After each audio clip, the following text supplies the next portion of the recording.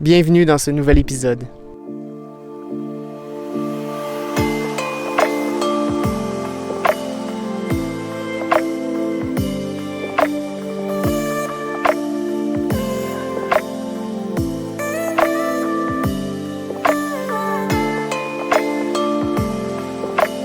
Depuis plusieurs semaines, notre vie est très mouvementée.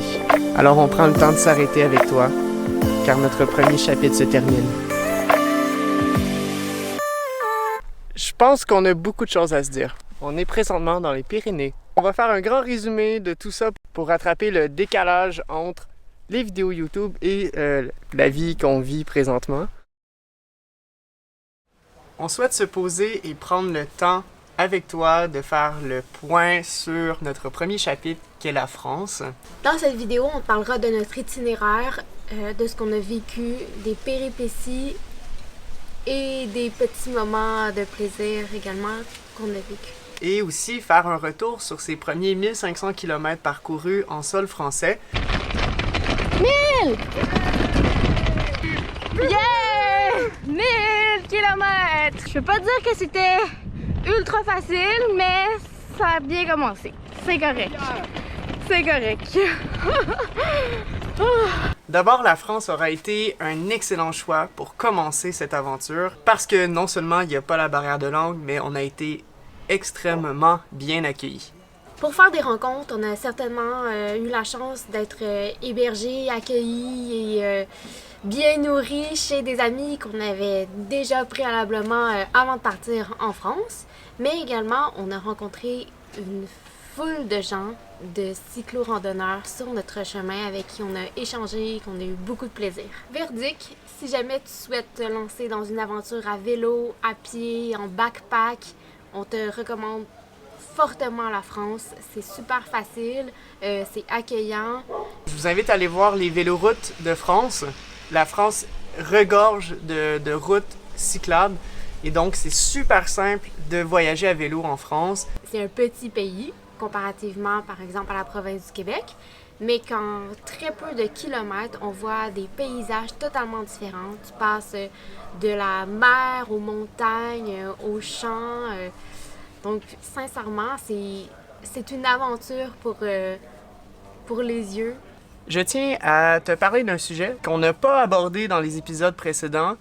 En fait, il faut savoir que Jade a zéro connaissance en cyclotourisme. Elle n'a donc jamais fait de vélo avant de partir. Et j'aimerais lui laisser la parole sur une rétrospection sur les premiers 1500 km parcourus. Comment ça a été, Jade?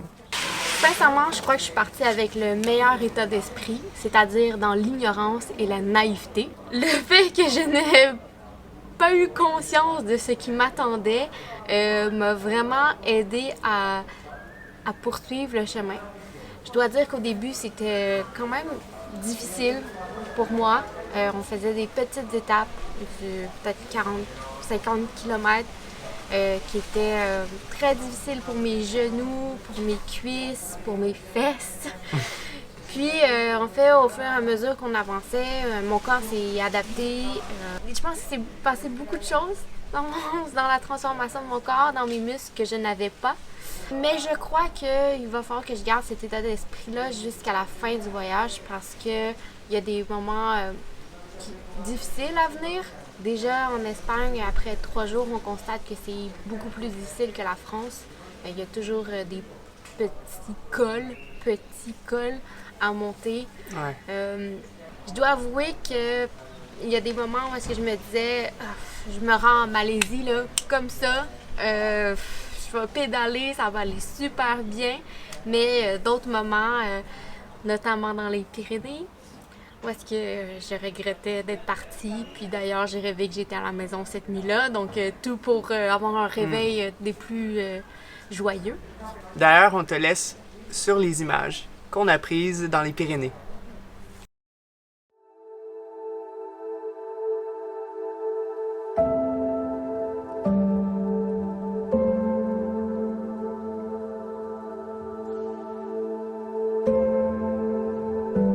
Cette étape aurait été bien spéciale. Un mélange d'épuisement et d'admiration. La traversée des montagnes a représenté 13 km d'ascension sans répit. Le mental est en train de faire faux bond. On voit plus le bout en ce moment.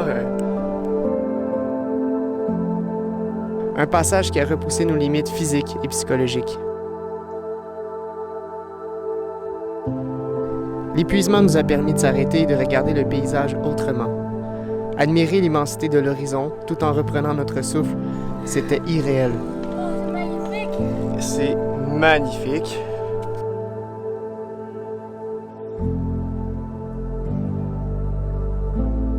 Le moment que je déteste le plus quand je voyage à vélo, c'est les derniers kilomètres, juste avant de trouver un endroit où camper. L'espèce de balancement entre la fatigue de toute la journée et le pas savoir où on dort. Habituellement, je le gère bien, mais là, pour cette première nuit en Espagne, c'est plutôt difficile sur le mental parce qu'il y a rien. On est en plein milieu des Pyrénées et il y a absolument rien. On perd nos repères. Malgré le fait que nous sommes sur la route depuis plusieurs semaines, nous devons s'adapter à un nouveau mode de vie. Aucun bruit, aucune voiture. Nous sommes seuls. Enfin presque.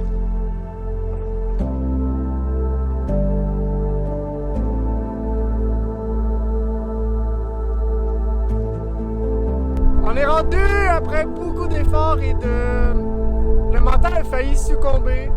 On y est, enfin. Mon plaisir, là, il est parti directement en train, lui. Ouais, on a réussi!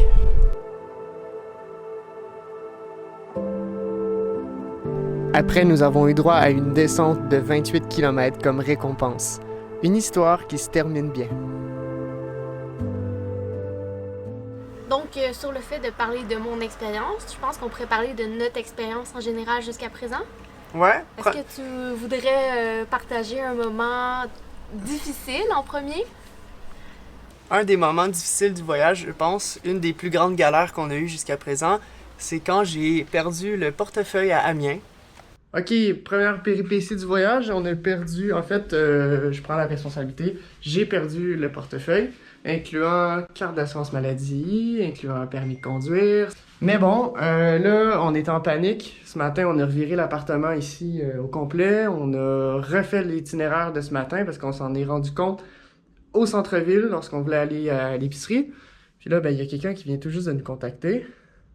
Yannock, c'est hier soir. C'est hier soir que quelqu'un a essayé de nous contacter. Fait qu'on a, on a un peu de chance, je pense. En tout cas, on a de l'espoir.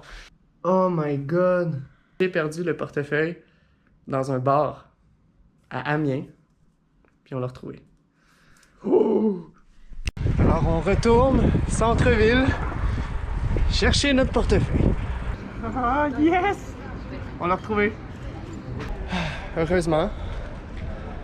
On a notre portefeuille avec tous les cartes. On a perdu par contre les euros qui étaient à l'intérieur. Donc la personne a été à moitié généreuse. Je dois dire qu'à ce moment-là, j'étais en beau fusil et que j'aurais pu étriper Yannock live. Et Jade, toi, ton moment le plus difficile jusqu'à présent? Je crois que c'était le moment d'adaptation au début parce que on voyait sans cesse des gens, ce qui était fort agréable certainement, mais je crois que je suis quelqu'un de plus solitaire que Yannock. J'ai besoin d'avoir plus de temps seul. Donc au début, j'avais beaucoup de misère à toujours vouloir être avec des gens. Mais en fait, je me suis dit, c'est ça le but du voyage, hein, c'est d'échanger et de rencontrer. Donc, Oui, mais c'est important, tu le mentionnes, c'est important aussi de prendre le temps de se retrouver ensemble et de partager ce moment-là qu'à deux, en fait. et des moments seuls. Et des moments seuls aussi.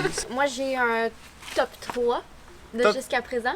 En première position, Saint-Émilion, qu'on n'a pas vu à vélo, mais qu'on a vu à pied. Ouais, c'est vrai. C'est d'un charme. On dirait que tu vas à Saint-Émilion et que tout est vieux, que l'architecture est restée. Les petits commerces, les petites rues étroites. Ouais, c'est bien. La deuxième, c'est Montsoreau. Ah ouais? Ouais. Qu'est-ce qu'on a fait, là? C'est où est-ce qu'il y avait des maisons Troglodyte. troglodytes. C'est Ouais. un mot que je ne suis pas capable de prononcer. Ouais, c'est vrai. Les maisons troglodytes, la cave et aussi juste les châteaux. C'était super beau, donc Montsoreau. Puis finalement, la dune du Pilat. Même s'il y avait vraiment beaucoup de touristes, je trouve que c'est un paysage qui est spectaculaire, qui est totalement hors du commun, qu'on ne verrait que sur la dune du Pilat.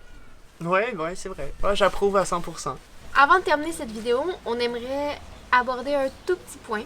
En fait, on adore faire des vidéos pour toi, en premier pour nous, pour de vrai, pour avoir des souvenirs. Ouais.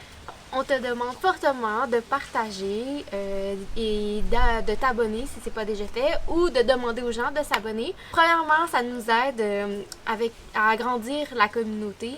On nous écrit dans les commentaires si vous passez par telle ville, vous serez hébergé, vous serez nourri, puis ça nous aide beaucoup, ça nous rassure aussi. Et deuxièmement, la vidéo nous coûte de l'argent en ce moment. Donc, on doit payer des droits d'auteur pour la musique. On veut pas devenir des youtubeurs qui vivent des vidéos YouTube, mais on paierait tout d'abord les droits d'auteur sur la musique, puis peut-être un petit café quelque part.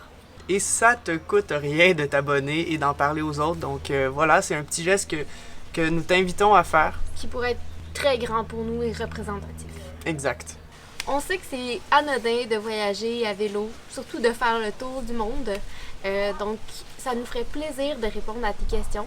Écris-nous en commentaire tout ce qui te passe par la tête, comme question qui pourrait se poser à nous, bien sûr. Puis, on va tenter d'y répondre dans une prochaine vidéo. Oui, on aimerait en fait faire une vidéo qui regroupe toutes les questions des abonnés et qu'on y réponde avec un peu plus de détails, un peu plus en profondeur.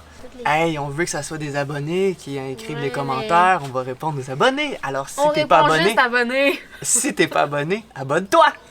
Bref, si t'as aimé cette vidéo, partage-la, abonne-toi. On se dit à bientôt pour une prochaine vidéo.